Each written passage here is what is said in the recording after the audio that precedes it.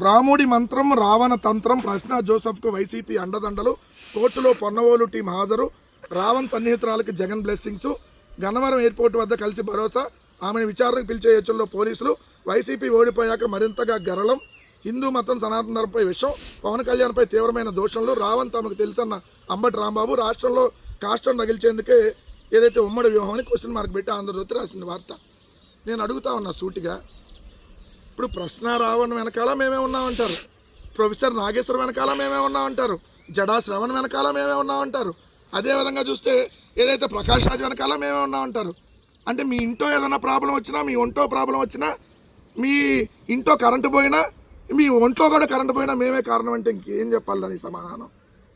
ఇప్పుడు ప్రశ్న రావణ్ కాదు, ఎవరు ఈ ప్రభుత్వాన్ని క్వశ్చన్ చేసినా వాళ్ళకి మద్దతు తెలుపుతాం. డెఫినెట్లీ ఎవరు ఈ ప్రభుత్వం ద్వారా బాధితులు అవుతారో ఆ బాధితులందరికీ మద్దతు తెలుపుతాం.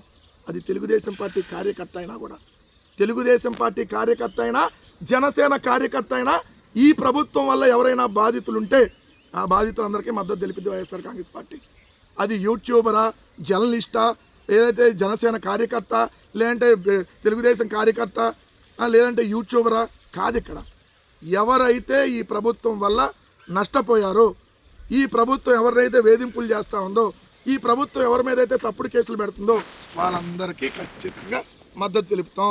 సాయికృష్ణ మా పార్టీ కాదే, ఏదైతే చిలకలూరుపేటలో ఎన్ఆర్ఐ మురళి గారు మా పార్టీ కాదే, సో ప్రొఫెసర్ నాగేశ్వర గారు మా పార్టీ కాదే, రావణ్కి మాకు సంబంధం లేదే, అయినా కూడా మేము మద్దతు తెలిపామే.